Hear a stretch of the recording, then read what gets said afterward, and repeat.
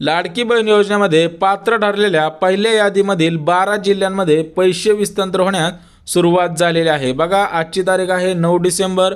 राज्यातील 35 लाख महिलांच्या खात्यामध्ये 6वा हप्ता आणि मागील पैसे विस्तार होत आहेत। तर या ठिकाणी बघू शकता 7,500 रुपये तर 4,500 रुपये राज्यातील 12 जिल्ह्यांमध्ये विस्तारित होत आहेत। बघा, भरपूर ताईंनी कमेंटद्वारे सांगितलेलं आहे की आम्हाला मागील 7,500 रुपये आणि 21 रुपयांचा हप्ता सुद्धा विस्तारित झालेला आहे। आई शपथ पैसे आले अशा पद्धतीने सुद्धा कमेंट केलेले आहेत। बघा, अशा कमेंट आल्यानंतर मी चेक केलं की मी भरलेले फॉर्म त्यातील एका ताईच्या खात्यावरती 4,500 रुपये आलेले आहे। सोबतच 21 रुपयांच्या हप्त्याविषयी सुद्धा महत्त्वपूर्ण अशी माहिती आलेली आहे, त्यामुळे व्हिडिओ शेवटपर्यंत पाहायचा आहे। बघा, कोणत्या महिलांच्या खात्यामध्ये हे पैसे जमा होण्यास सुरुवात झालेली आहे त्याविषयी महत्त्वपूर्ण अशी अपडेट आलेली आहे। बघा, फक्त याच महिलांच्या खात्यामध्ये पैसे जमा होण्यास सुरुवात झालेली आहे। आता याच्यामध्ये पहिल्या यादीमधील 12 जिल्हे आणि एका कुटुंबातील फक्त 2 महिलांच्या खात्यामध्ये पैसे जमा होण्यास सुरुवात झालेली आहे।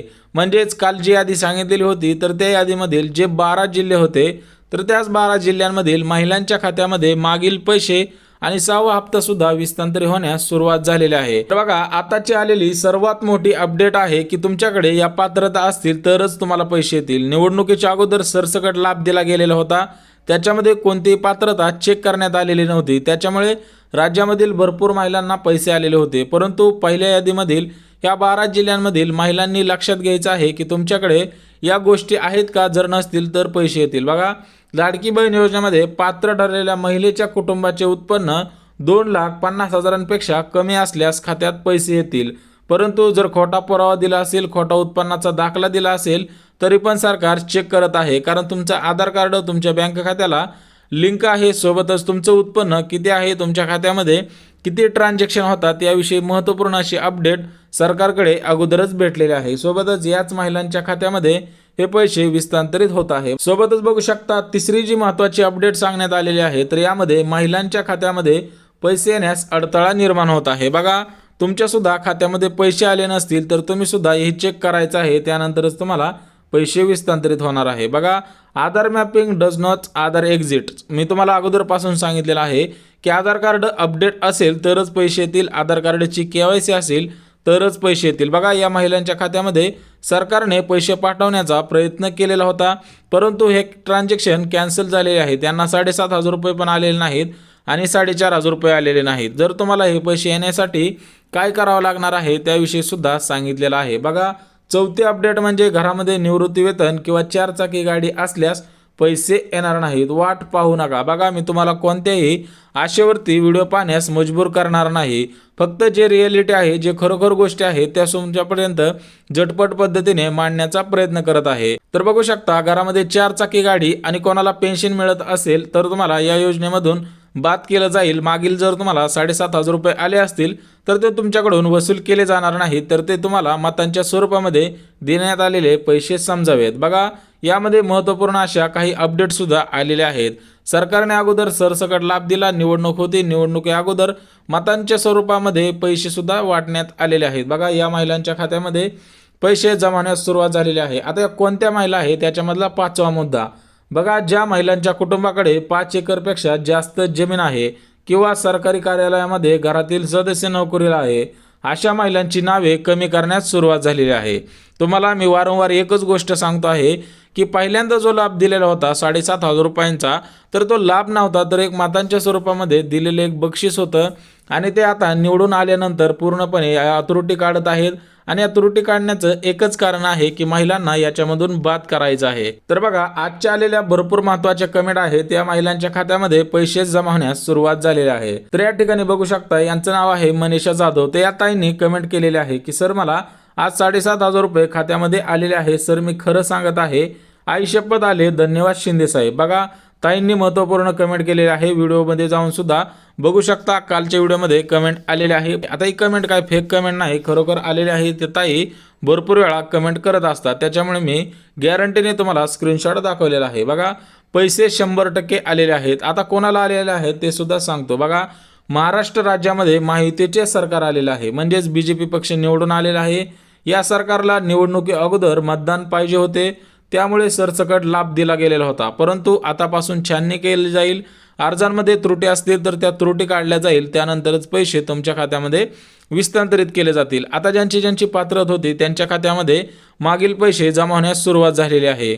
म्हणजे ज्यांना पात्रतेमध्ये बसत असतील आणि मागील फॉर्म भरपूर दिवसांपासून पात्र ठरलेला होता आणि त्यांच्याच खात्यामध्ये हे पैसे विस्तांतरित होण्यास सुरुवात झालेली आहेत। बघा, सरकारने काही अटी शर्ती घातलेल्या आणि काही अटी शर्तींमध्ये बसलेल्या महिलांना 5 महिन्यांचे आणि 5 योजनांचे पैसे थेट खात्यामध्ये जमा करण्याचे आदेश देण्यात आलेले आहेत। बघा, सरकारने ज्या अटी शर्ती घातलेल्या होत्या तुम्हाला मी 5 अटी शर्ती सांगितल्या, तर त्या 5 अटी शर्तींमध्ये जर तुम्ही बसत असाल तर तुमच्या खात्यामध्ये मागील 5 महिन्यांचे पैसे आणि चालू महिन्यांचे पैसे सोबतच इतर 5 योजनांचे पैसे थेट तुमच्या खात्यामध्ये जमा केले जाणार आहेत। आता याच्यामध्ये 5 योजना सांगण्यात आलेल्या आहेत। कोणकोणत्या योजना आहेत ते सुद्धा सांगतो।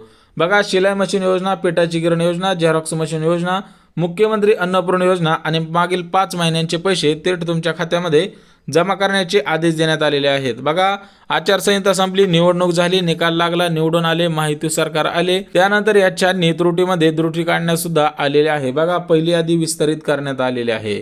बघा, ज्या महिलांची नावे पहिल्या यादीमध्ये होती सोबतच जिल्हे होते, तर या जिल्ह्यांमध्ये हे पैसे विस्तांतरित होण्यास सुरुवात झालेली आहे। तुमच्या खात्यामध्ये सुद्धा पैसे येतील, परंतु काय गोष्टी अपडेट करायच्या आहेत ते सुद्धा सांगतो। बघा, पहिल्या यादीमध्ये 12 जिल्ह्यांचा समावेश करण्यात आलेला आहे।